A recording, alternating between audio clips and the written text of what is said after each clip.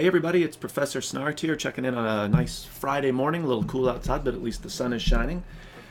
So just taking a look then, we'll look at our due dates as usual. Kind of pop back into unit, I think 4 is where we were at, just to review the somewhat more complicated than usual sort of replying system we've got going with the whole Padlet thing from unit 3, and then I'll look into unit 5 and really 5 and 6 because we're actually now moving into sort of the capstone or the end of the short fiction part of our Intro to Lit course, and then we'll move on to other genres as we go.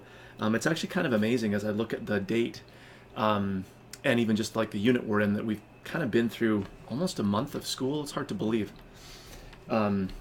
Although it was sort of weird with all the various classes canceled, and it depended what day your class was, how much it was affected. Sort of weird. I also love our banner. Every time I come into our class, I'm so glad that I can see everybody. I know, corny, but whatever. There you all are, looking great. Okay, so due dates. Focus, everybody, focus. So we're looking at, it's Friday the 15th when I'm recording this. Hopefully everyone had a good Valentine's Day. Finishing up kind of the main work in our yellow wallpaper unit, and then obviously we have our due dates, and especially for the nature of the sort of units 5 and 6 in the short fiction group project that we're doing. Again, group projects, maybe not something that you're totally used to in the online format, maybe something you've never run into before, but I think are A, totally doable online, B, in many cases work online just as well, if not better, than sometimes they work in the face-to-face situation, because you're working kind of digitally anyways. And also, I think they are really valuable, and so they should be part of the online experience. They shouldn't be, pushed to the side. And again, I think this is getting a little off topic, but the online experience of taking classes for so many students, for too many students, is honestly this really impoverished version of what learning should be. You hardly ever interact with classmates or with your teacher. There's no kind of like dynamic interchange. It's just, I don't know. Hopefully not in this course you're experiencing, but if you've done enough online courses, you've probably run into some version of that before. So anyway, we're doing a group project. It's totally doable. We have a whole kind of unit devoted here just to early planning, connecting with your group. And again, our class is so small, class size, that group is sort of in quotation marks. Most people are just working with a partner, or I think there's one group of 3, so it's not like you're trying to corral, 6 different people. All right. Anyway, here we go. So remember in our Unit 4, kind of the front end actually had us going back to Unit 3, picking up some of what we posted in the Padlet from Unit 3 that had to do with setting, and kind of building out this document here, which you can access, where I put the link right up here, where you are grabbing someone else's picture, putting it into the document. Again, we can see some examples where people have sort of highlighted who's doing what post they're responding to, like Sarah has done here. Sarah is sort of like, you can call it a reply or extension of, or sort of meditation on, right? Exploration of that initial post.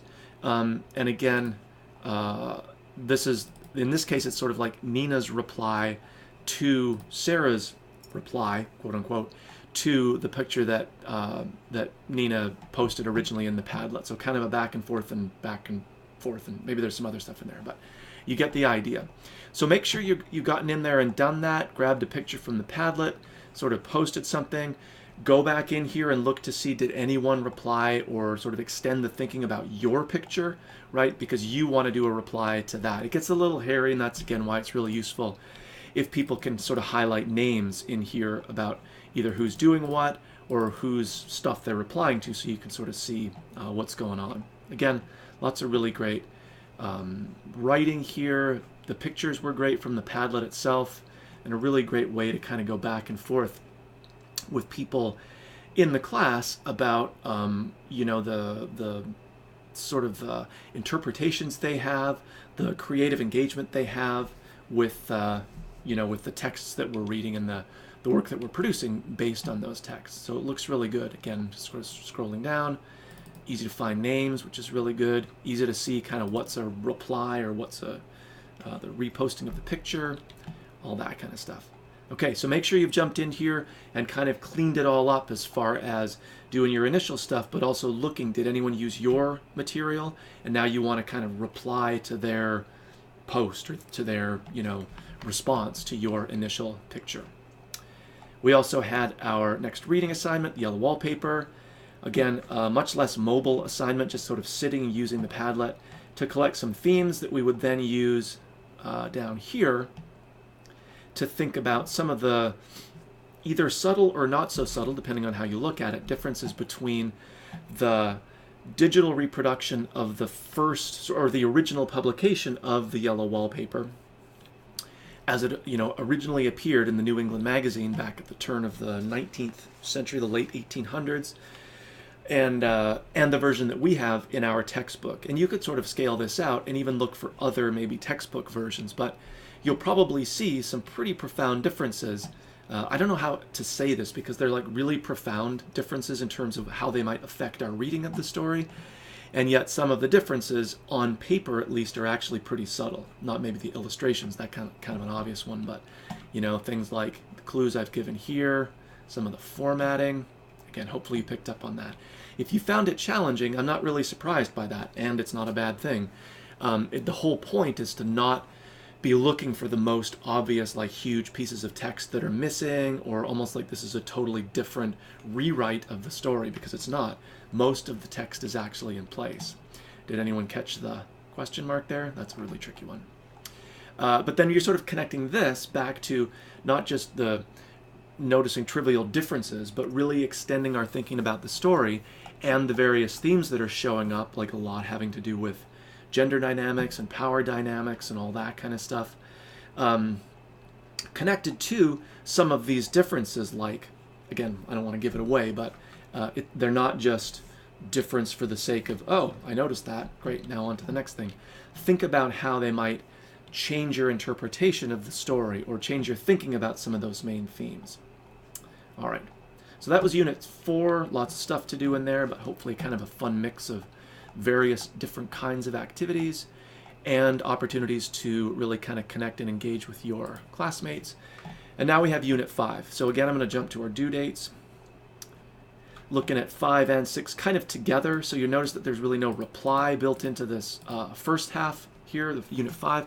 This is really just brainstorming, connecting with your group, getting the ball rolling for your project that will then be due here in Unit 6, and that does have a reply, so back to that more normal double structure. All right, Unit 5. You'll find yourself in a group.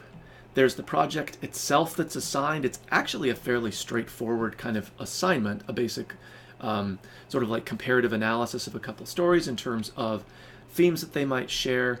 We want to do this in that multimodal way, again, mixing different modes of argument or communication, text, image, audio, video.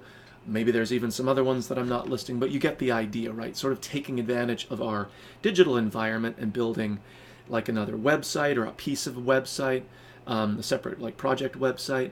I like that option only because I think it gives you more flexibility in terms of how you shape the whole project. We could go slideshow, like a Google slide deck.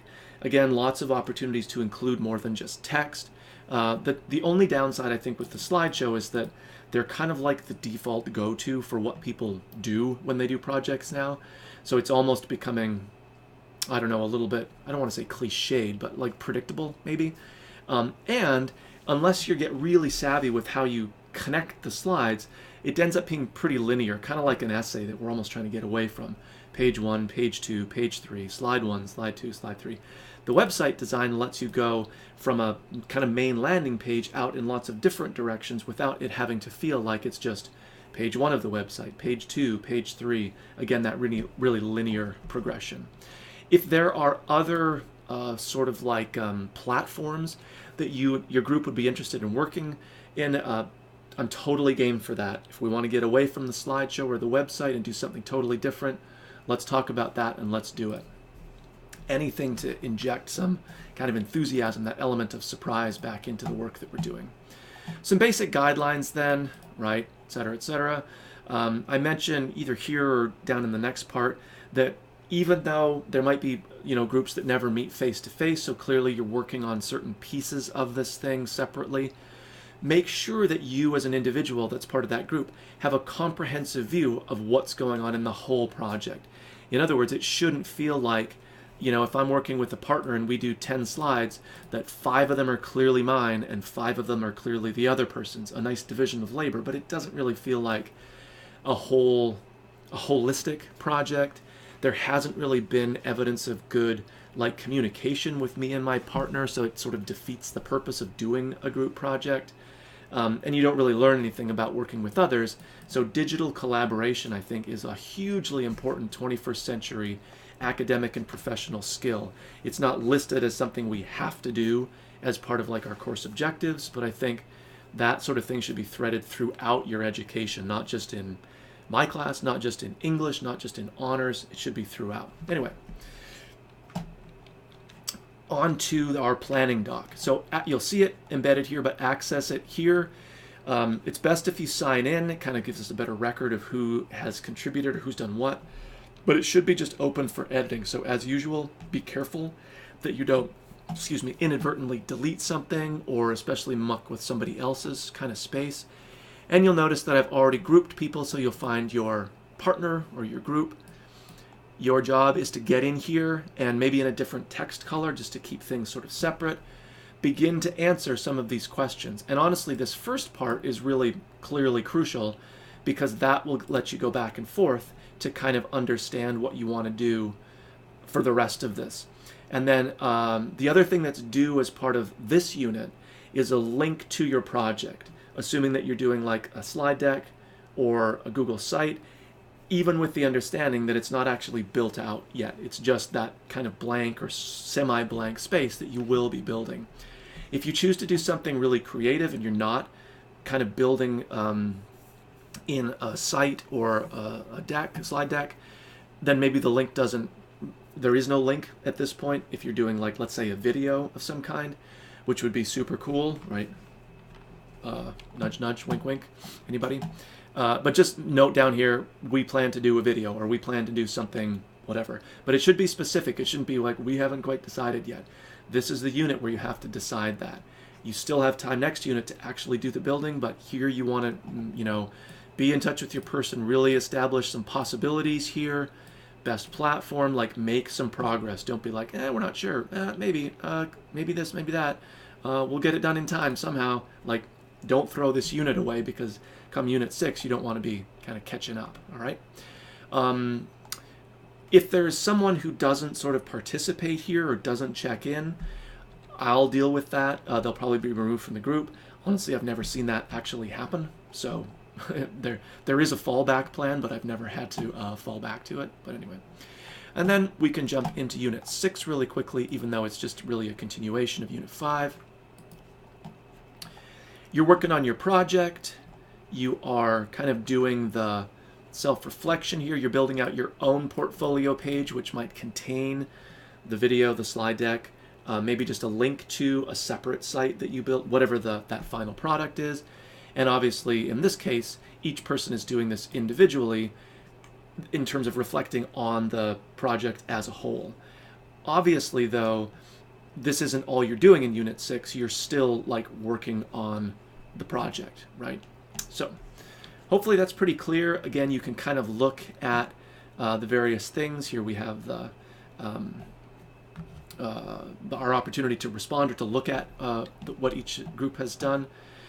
So again, Unit 5, 6 kind of bundled together. One feeds into the other, but really important that you're jumping in now and not even towards the due date for Unit 5 to make initial contact with your group, with your partner, to get the ball rolling. Okay, so have a great weekend, or hope you had a great weekend, or are having a great weekend, depending on when you're watching this.